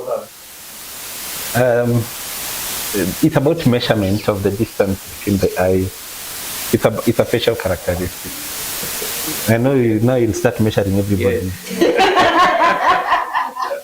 That is why if you are dating a doctor, they always look at certain things. Those of you who've been there know that. Anyway, the story ended up very well. I wrote a report and I told this lady, please go to this gynecologist before you consider having the next child. And I knew which gynecologist she needs to go to. One of these senior gynecologists who know how to handle this situation. Anyway, good story that they called me a year later and said, we were successful this time. We have a good child now. We are happy.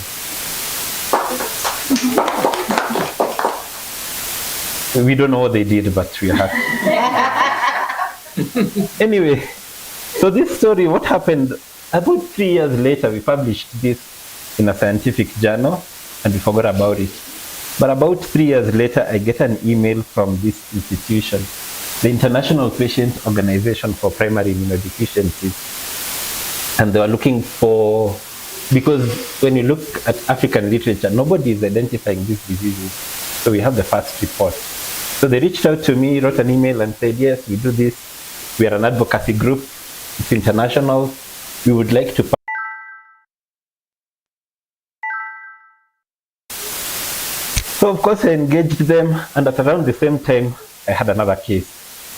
Now this case was referred to me. Now this was a different case, now from Nairobi Hospital. Mother has had a child. The first child has certain infections that don't make sense. The pediatricians are trying to treat is not making sense as well. Positive in this newborn child, and unfortunately the child dies. Of course, Dr. Duor goes in and performs a postmortem and takes specimens. But then the question was, is there any pathologist who can diagnose this? And somehow they consulted and I got a call from the mother. Actually, the mother is the one who brought those specimens to me in a container. And these are the specimens of my child. I need you to examine them. Anyway, we examined and we found this unusual infection. So this is again the histology test. And this is the thymus for that. So this time we found the thymus. But where the thymus was, there was this infection. All these pink things are bacteria. And the question is, why are we seeing bacteria here? And it doesn't make sense. And what bacteria are they? The way they're staining, they look like TB, but it's not TB. So we didn't find it strange that the newborn baby is having TB. Exactly. Sometimes it's a strange thing. Yes. A very healthy mother. Actually, she was quite young. She was 32. But she was very well read. I think she's a lawyer. Maybe you've interacted with her in your patient advocacy group. She will one day tell her story. Yes. She's a lawyer. You have captured. She really wanted to know? Yeah. Sure. Yes.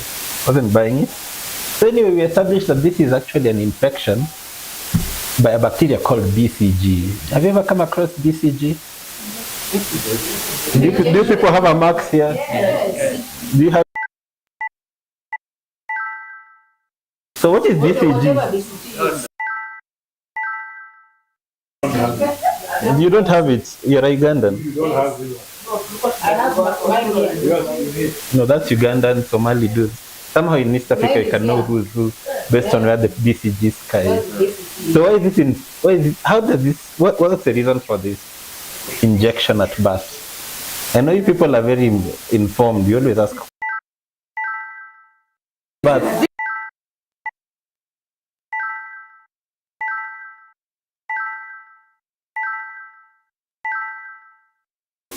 they actually inject a live pathogen which resembles TB, but it's not TB, because they want your body's immune system to recognize it in a manner that will prevent you from getting TB.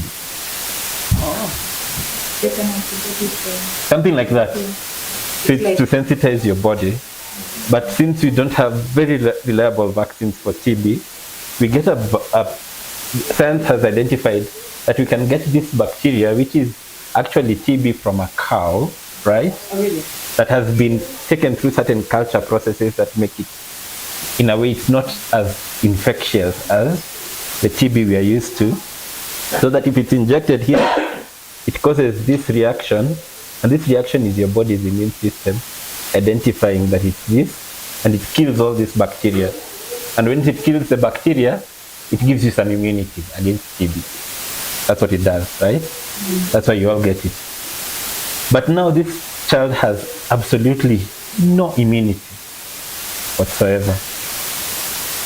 And we realize that the kind of immune deficiency is a lot more complex. It's at another higher level compared to the one I discussed earlier, in a way that the body forms no defenses against this infection. So just have very minimal defenses. So this bacteria now multiplies and becomes an invasive infection.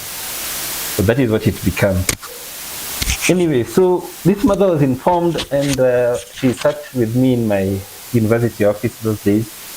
You know how university offices look like? Just no, universities don't treat their people very well. But anyway, she came in, you know, she's a big shot lawyer. She's sitting in a certain corner, and we're discussing this. I'm showing her this picture. And then we realized, yes, there's an immune deficiency. Then she provided her family history, and we realized that, oh, this one follows the maternal lineage. The mother lost boys, so all the boys, the girls are the ones who survived, not the boys. So it happened that way. So that is called X-linked, right? So we know that it's something that is transmitted through the X chromosome without even having to test. Anyway, so what did this do? So I introduced that lady to IPOPI, and she became a strong advocate for immune deficiencies, to the point that now she's the one who follows up and does a lot of advocacy regarding the use of something called intravenous immunoglobulin, which is needed to provide at least some immunity to her own child. So she got pregnant, she got another child. At this point, we say that because of our experience, you expect that the same condition will be here because he's a boy. So for you, no BCG, no live vaccines, right? And you inject immunoglobulins regularly. And that boy is growing very well now. So that's another success story. So then right now they don't have that mark. So they won't have that mark. But again, this eventually we realized that there was a gap, and a group of doctors took it up, a certain group of pediatricians, and they started a specific clinic for this in Gertrude. They linked up with IPOP as well. One of my colleagues, who's a pathologist and an immunologist, became the champion for this and is now part of the Africa-wide advocacy group. There'll be a conference next year in Mombasa. I've been invited at least for one.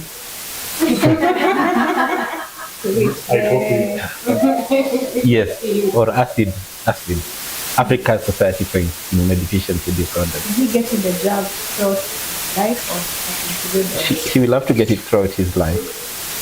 And they're expensive. IVIGs are expensive. But he will have to get it throughout his life. But at least he will live. So those are the success stories from the post-mortem. So a post-mortem is should not just be, I know many people will resist it. But that person who has died is actually donating their body for science in a manner that. Now I have other stories that are not so nice. So I have the next story. Are you ready for difficult images? Yes. Okay, now this is pediatric death.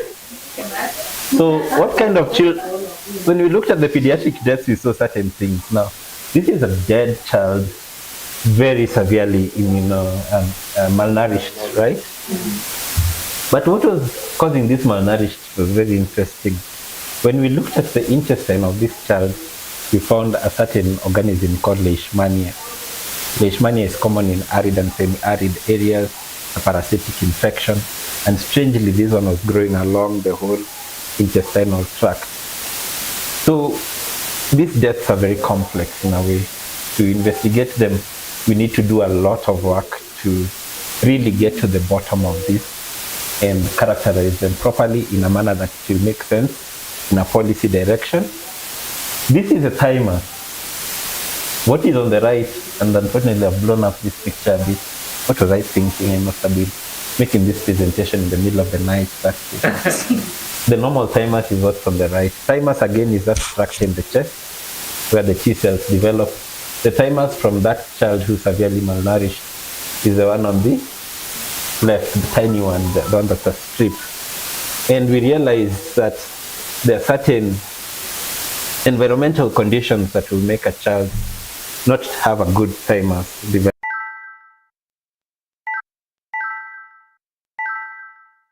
Deficiencies.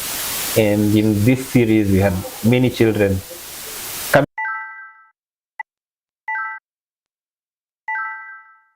It seems in that environment, people don't really get exposed to the sun, right? I don't know why. Leave it flat. Next one, another. At least you've started looking at the cause of in these children. Okay, so again, I told you I'll show you a lot of things. So these are the lungs, and this was a pneumonia study. Pneumonia means that the infection is in the lungs, as you can see here. The thymus is usually somewhere here. We've removed it, and the typical. So one of the study is that the pediatricians have attended in your talk that if you have a mallet, right, something like that. So the pediatrician's hammer is a document called the Basic Pediatric Protocol that says a child with pneumonia is treated like this. What if that pneumonia is not that, a different response to that? So we've brought in a new level of thinking that a pediatrician should think beyond that hammer. Because we did lots of work, and in this, for example, in this picture, I'm showing multiple infections. In this child, we found an infection here called, who's ever heard of an infection called PCP? Pneumocystis.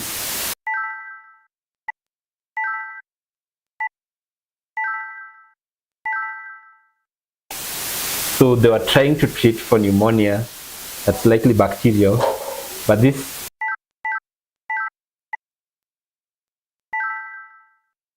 that will definitely not respond to proper antibiotics, and you can see this fungus over here, a big fungus.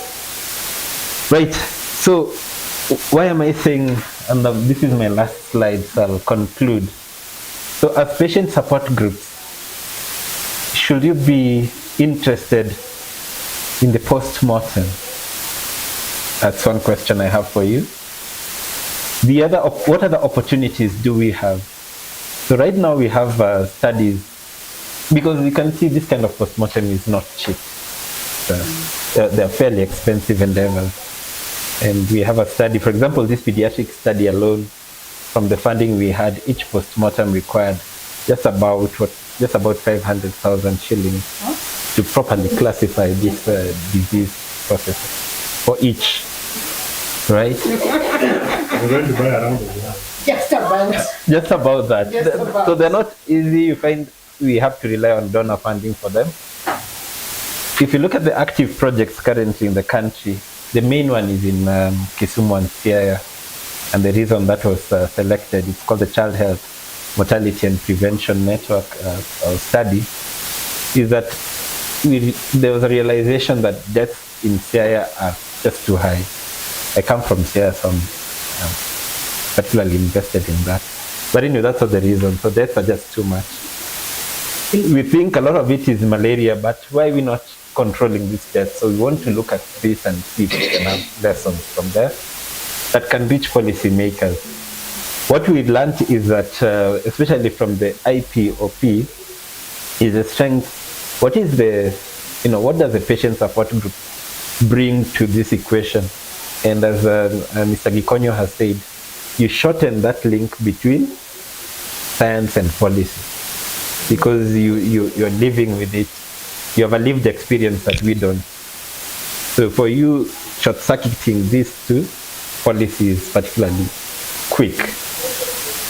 So what we want is that in this, what I'd like to challenge you, and maybe in the next meeting, thanks for inviting me, Eunice. In the next meeting, I will have data on sickle cell, specifically sickle cell, because that is an area of interest in our project in Kisumu and Siaya. Here in Nairobi, of course, you hear of autopsy from the forensic side. I know it looks for injuries. It's easier to look for injuries, that this has been knocked by a car and everything. But we also want some degree, especially for the sake of patient safety, to obtain this kind of information where we can educate doctors on how to handle specific groups of patients. And we've seen the success with the A project, primary immune deficiency, and also bring that link to policy. And the policy does not have to be Ministry of Health only, and we've seen how international organizations can also come in. I'll stop there. Thank you so much. Tunapatia makofi.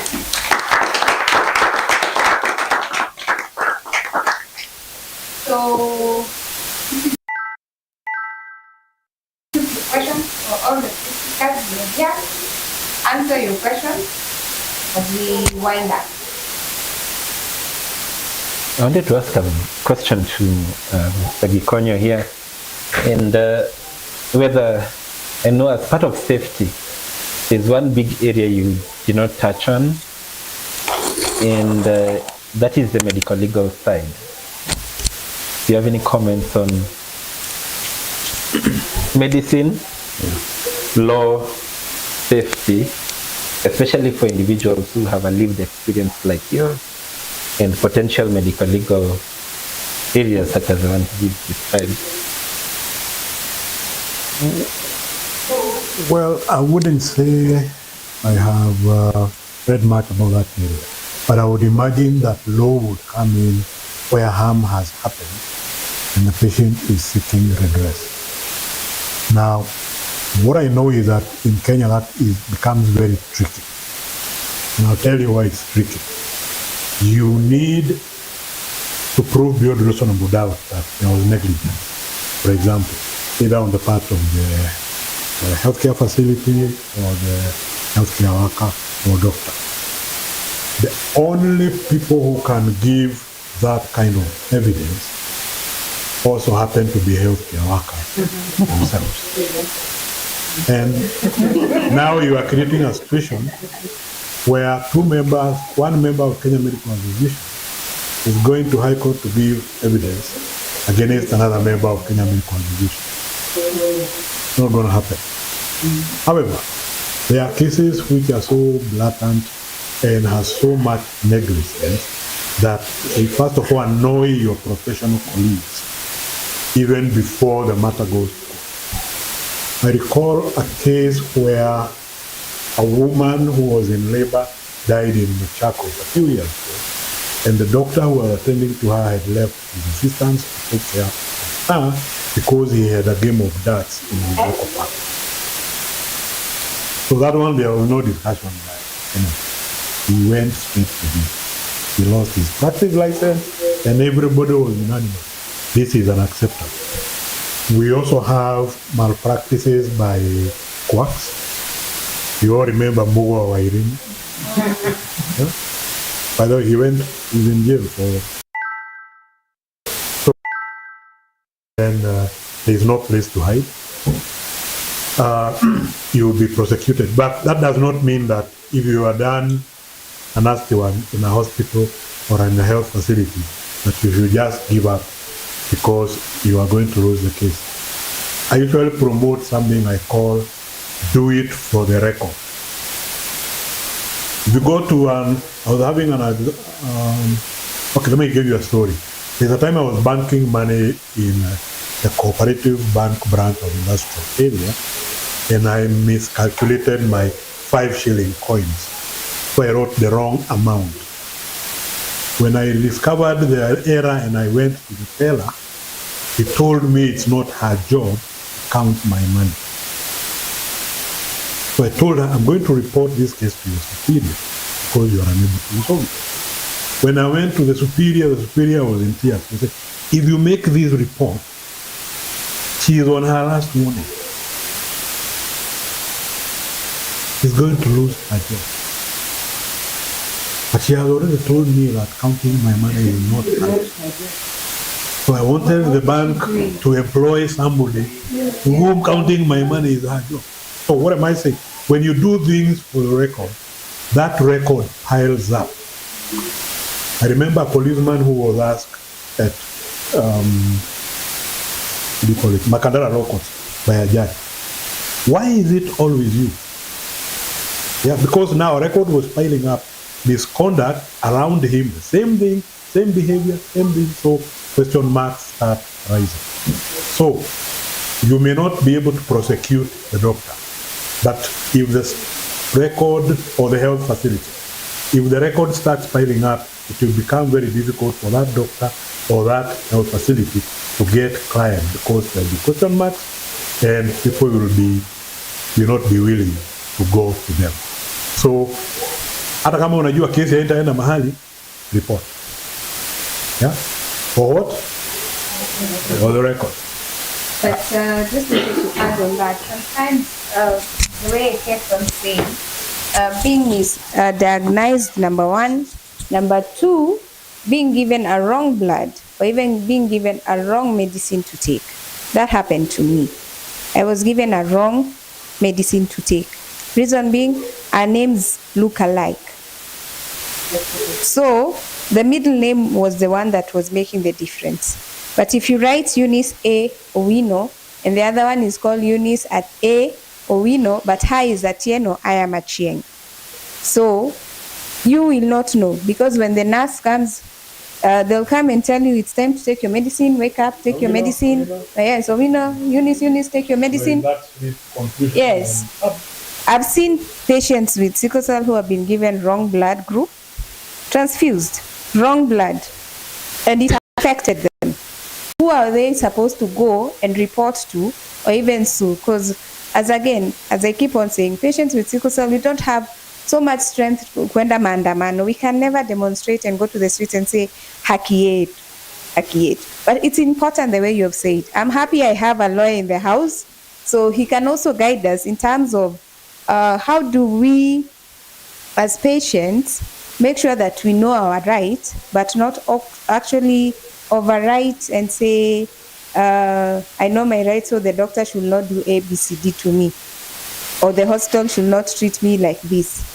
So what are the rights that we need to read and also understand as patients so that it protects us? And also those laws that you told us to read, the laws so that everybody can know what law protects you as a patient, because also those laws are the same laws that when you go to work, you also need to know your right at the workplace. So what are the laws patients need to read? You throw it to the lawyer in the house, or you can Before you go to the lawyer, I've just remembered. There's a number where you can report adverse reaction to medication. I'm trying to, and if you had gone to the CAPI event yesterday, they could have taught you that. I will find it and I will share it with you. But there's a number you can dial and report adverse disease effects so that the relevant authorities can be able to take it up. And that's how I'm sure you've seen some drugs being withdrawn from the shelves and everything. That's how it happens. When those cases become rampant, there's a circular and they are withdrawn. What I'm not sure is whether there's a place where you can report health facilities for malpractices, but when we find that, we'll share. Thank you. Where is the lawyer? Just before we go to the lawyer, Where's the lawyer? Okay, I'll give an example. Was like during COVID, my dad was admitted he had a kidney failure, diabetes, what is it called? High blood pressure, and what is this other thing called? ISO. So he was in hospital in KNH actually for like 4 months that time during COVID. Then at some point they brought a COVID patient in their ward, and after that patient just passed away, and my dad actually, I think he got the COVID, and now he passed away. It's just the same week. So when we went, we were told that your dad passed away due to COVID. No, not COVID.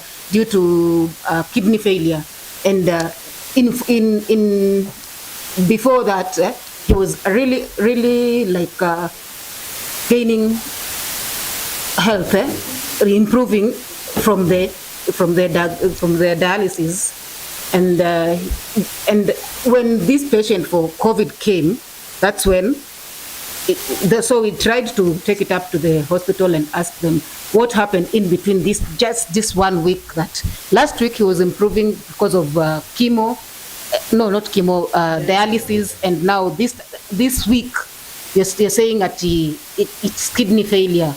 What is, and this patient that died is a COVID patient. How can you take it up in such a case?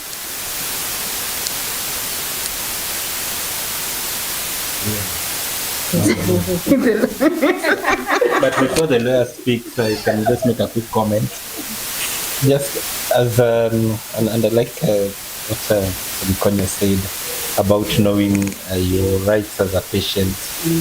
And each hospital nowadays has to display what are your rights and what's your responsibility. And that is usually the best place to start. If you're aggrieved, what should you do? Each hospital should have its own policy. But of course, you have a right to question and a right to seek additional opinions, and also a right to utilize, a right to jurisprudence, which I'm not going to talk about. The doctors don't like me when I talk about this stuff. It's something It is no doctor. The only doctor. No, you guys are going to report me, Dr. Alon said,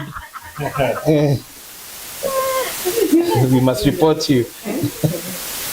No, but of course, those rights are there. And adverse effects, if they occur, they should be internal mechanisms within the hospital. And that's why we are there as pathologists. If there's a mortality, we need to investigate it, give you a clear report and say, this is what we have found as the actual cause of death. And with that information, we can use it internally as a hospital to improve on our policy and on our practice. But definitely you do have a right to all that.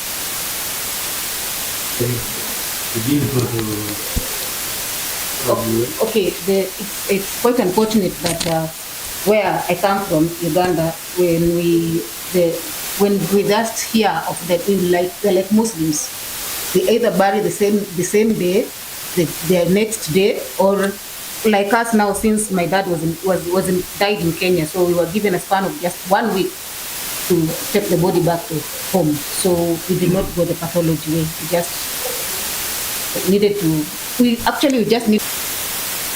We may be left with the question, because we don't want our husband mourned by grandmother. We ask ourselves the question, what do you want? Somebody is 105, they treat them, we don't know. Person, which we can learn. We don't know. Person, which we can learn. You will be able. But where there is negligence, like the I gave of one thing.